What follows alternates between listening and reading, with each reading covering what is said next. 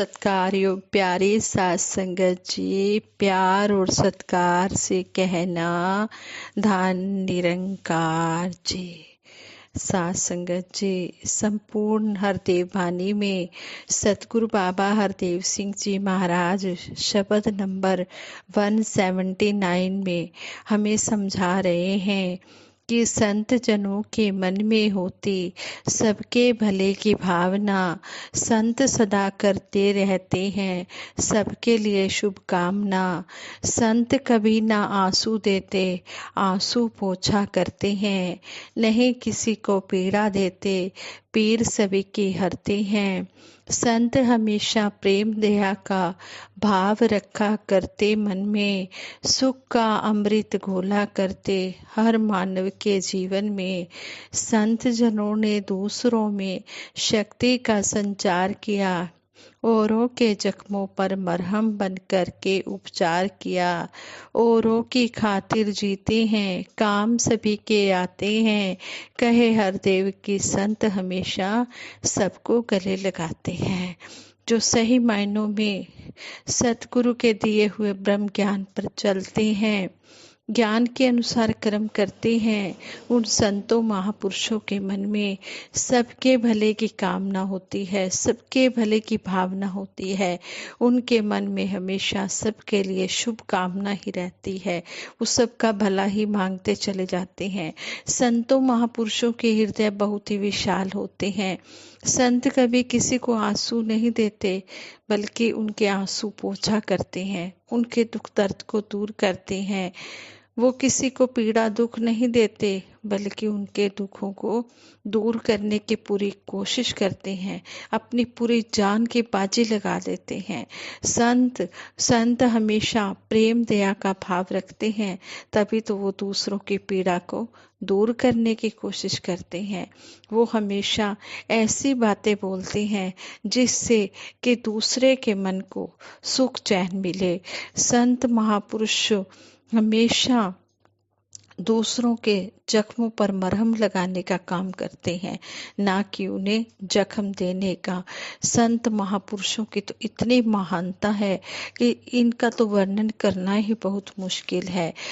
संत वही होते हैं जो गुरु की शिक्षाओं पर चलते हैं, जो औरों के लिए अपना जीवन अर्पित कर देते हैं। जिस तरह पेड़ अपना फल स्वयं नहीं खाते, नदियां अपना जल स्वयं नहीं पीती, इसी तरह संत महापुरुष भी दूसरों को सुख देने के लिए अपना जो ये जीवन है ये लगा देते हैं। फिर वो अपने जीवन को धन्य बनाकर इस दुनिया से विदा होते हैं। सतगुरु बाबा हरदेव सिंह जी महाराज कहते हैं कि संत हमेशा सबको गले लगाते हैं। संतों के मन में कोई ये भावना नहीं होती कि ये इंसान अगर मेरे काम आएगा। मैं उनके मन में स्वार्थ की कोई कामना नहीं होती कि मैं इसका काम करूंगा तो ये मेरा काम करेगा, नहीं। वो निस्वार्थ निष्काम निरचित भाव से सबकी सेवा किए चले जाते हैं। संगत जी, इस तरह ही कहते हैं कि आज के जो विचार हैं वो दासी सहनशीलता पर रख रही है कि जिसने सहनशीलता शब्द को अपने जीवन में धारण कर लिया वही ये काम कर सकता है। जो दासी ने अभी संपूर्ण हरदेव वाणी के शब्द द्वारा यहाँ पर वर्णन किया है कि वो दूसरों के काम आते हैं और बिना कामना के वो सबकी सेवा करते हैं, सबके जख्मों पर मरहम लगाने की पूरी कोशिश करते हैं, दुख दूर करने की कोशिश करते हैं, उनको सुख देने की कोशिश करते हैं। लेकिन ये तभी होता है जब विशाल मन होते हैं, जब मन में सहनशीलता होती है। सहनशीलता शब्द स्वयं में इतना पूर्ण है कि इसके आगे कई बड़े शब्द छोटे जान पड़ते हैं। यह एक ऐसा गुण है जो कई बुराइयों को सहजता से नज़रअंदाज कर देता है। एक ऐसी भाषा है जो इतिहास बदल सकती है। एक ऐसा लेसन है जिसके आगे नफरत भी घुटने टेक देती है। बहुत पुरानी बात है, परम ममतामयी निरंकारी राजमाता जी के पास एक दंपत्ति आए, पति पत्नी आए। वो इतने चिंता में थे और अपनी जिंदगी से इतने परेशान थे कि एक पल भी एक दूसरे की शक्ल नहीं देखना चाहते थे। एक दूसरे से अलग होने की उन्होंने मन में सोच ली थी। राजमाता जी के पास बैठकर दोनों पति पत्नी एक दूसरे की कमियों को बताकर अपने दुखों की कहानी सुना रहे थे। 2 बच्चे भी थे उनके। उस बहन ने कहा, माता जी, मैं अब अपने पति के साथ नहीं रह सकती। मैं अपने बच्चों के साथ अकेली ही रह लूंगी। मैं और दुख नहीं सहन कर सकती। कुछ ऐसे विचार उसके पति के थे जो उसने राजमाता जी से बताए। राजमाता जी ने काफी समय देकर उन दोनों पति पत्नी की बात सुनी। फिर राजमाता जी तो एक माँ, दूसरी परम बेटा की विशाल दृष्टि से युक्त उनका ऐसा स्वरूप जो हमारे अंदर बाहर को, हमारे स्वभाव को, हमारी सोच को पूरी तरह से जानते थे। राजमाता जी को यह समझते देर नहीं लगी कि दोनों इस समय एक दूसरे से इतनी नफरत करते हैं कि इन्हें किसी भी तरह से समझाया नहीं जा सकता। राजमाता जी ने उन्हें पानी पिलवाया, शांत करते हुए कहा कि मैं आप दोनों की बात समझ चुकी हूँ। आप दोनों जहाँ पहुँच चुके हो वहाँ से वापसी बहुत मुश्किल है। ऐसे हालातों में अलग अलग रहना ही अच्छा है। राजमाता जी ने अकेले में उस बहन से बात की कि आप केवल 2 महीने अपने पति के साथ रहो और इस तरह रहो जैसे कोई मेहमान रहता है। अगर यह ऊंची आवाज में गुस्से में आपसे बात करें तो आपने आगे से जवाब नहीं देना, और अगर गाली गलौज हाथ उठाने की नौबत नजर आ जाए तो पहले ही उसके सामने से हट जाना है। उसकी नाराजगी सुनने की कोई जरूरत नहीं है।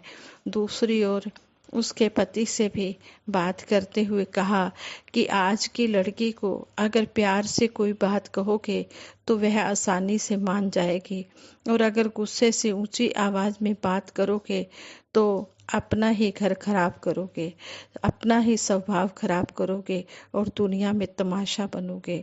आप यह समझ लो कि 2 महीने तक आपने ऊंची आवाज में बात नहीं करनी है। उसके बाद तुम जो चाहोगे वैसा कर लेंगे। राजमाता जी से भरपूर शक्ति और आशीर्वाद लेकर वे पति पत्नी घर आ गए। धीरे धीरे पति पत्नी के स्वभाव में बदलाव आने लगा। गृहस्थी ठीक होती नजर आने लगी।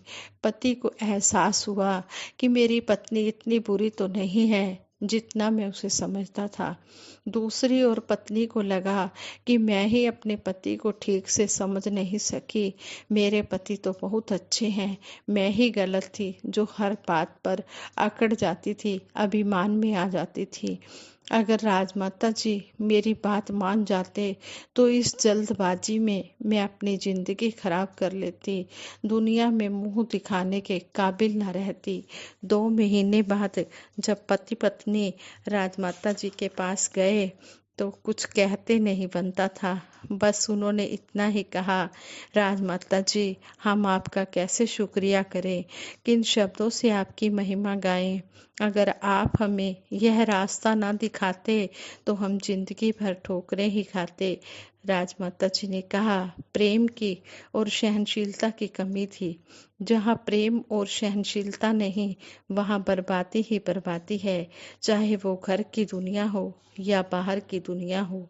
हम जानते हैं कि किसी की बात को सहन करना बहुत बड़ा गुण है, लेकिन हमारे अहंकार के आगे यह ठहर नहीं पाता।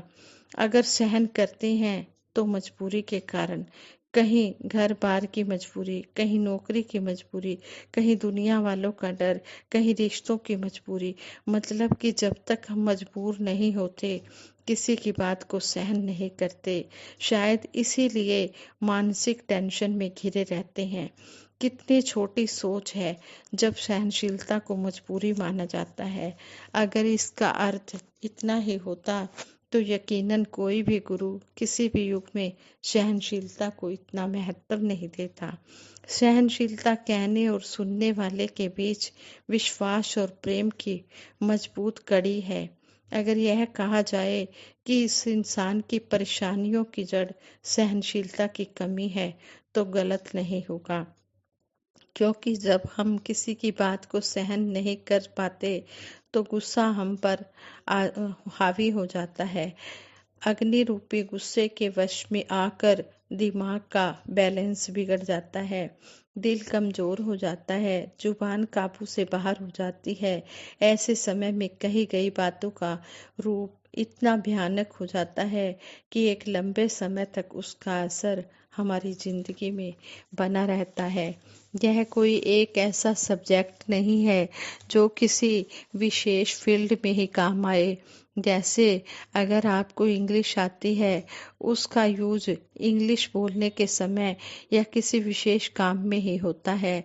और अगर आपका मैथ अच्छा है तो वो हिसाब किताब के समय में ही काम आता है।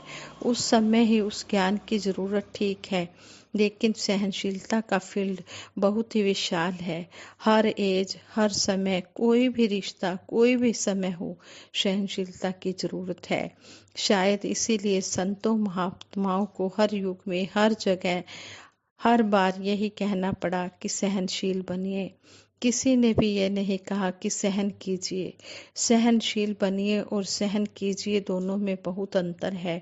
जब हम सहन करते हैं तो वहाँ हमारी मजबूरी सामने आती है, लेकिन जब हम सहनशील बनते हैं तो हम विनम्र भाव से युक्त होते हैं। दिल में यह भाव होता है कि मैं यहाँ गलत था। इस भाव के आने से मन अपने आप विशाल रूप धारण कर लेता है। जैसे कहा भी गया है, शीलवंत सबसे बड़ा, सब सुखन की खान, तीन लोक की संपदा रहे शील में आन। और कहा है, ओद खाद धरती सहे, कूट काट बन राए, कटु वचन संत सहे, किसी और से सहा न जाए। ये संत महात्मा ही होते हैं जो इतने विशाल दिल वाले होते हैं, जो हमेशा सहनशील बने रहते हैं। सहन करते नहीं है, सहनशील बने रहते हैं, क्योंकि इनके मन में नम्रता होती है, इनके हृदय विशाल होते हैं। ये सतगुरु की सिखलाई पर चल रहे होते हैं। जब सतगुरु की शिक्षाओं को अपने जीवन में संत महात्मा धारण करते हैं तो ये अपना लोक भी सुखी करते हैं और परलोक भी सुहेला करते हैं। और साथ ही हम जैसे नादानों को ये प्रेरणा देकर ये सिखाते हैं कि हमने इन गुणों को अपने जीवन में लाना है और अपने जीवन को सुखी बनाना है। हाँ, संगत जी, इसी तरह हर घर में स्वर्ग बना रहे, हर घर में इसी तरह सभी परिवार प्यार से युक्त होकर अपना जीवन स्वर्ग बनाए, औरों को भी सुख दें। और इस तरह जब गुरसिख परिवारों की एग्जाम्पल संसार वाले देखेंगे तो वो भी बहुत खुश होंगे। वो भी यही उनके मन में भाव होगा कि कैसे अपने गुरु की सिखलाई पर चल रहे हैं, और ऐसे कर्म देखते हुए वो भी इस मिशन से जुड़ जाएंगे। इसलिए हमने अपने मिशन का प्रचार चलते फिरते करना है। सतगुरु माता सुदीक्षा जी महाराज भी यही चाहते हैं कि मेरा हर गुरसिख चलता फिरता प्रचारक बन जाए, पूजा स्थल बन जाए। तो हमने अपनी कर्म, वाणी, व्यवहार से हर किसी को इस मिशन के साथ जोड़ना है। जिस तरह हम सुखी हुए हैं, उन्हें भी सुखी करने की पूरी कोशिश करनी है। आओ दातार से यही अरदास करें कि हे सच्चे पातशाह, जिस तरह आप जी ने हमें अपने चरणों से जोड़ा है, इसी तरह अंतिम श्वासों तक अपने चरणों से जोड़े रखना। साथ संगत जी, प्रेम से कहना, दान निरंकार जी।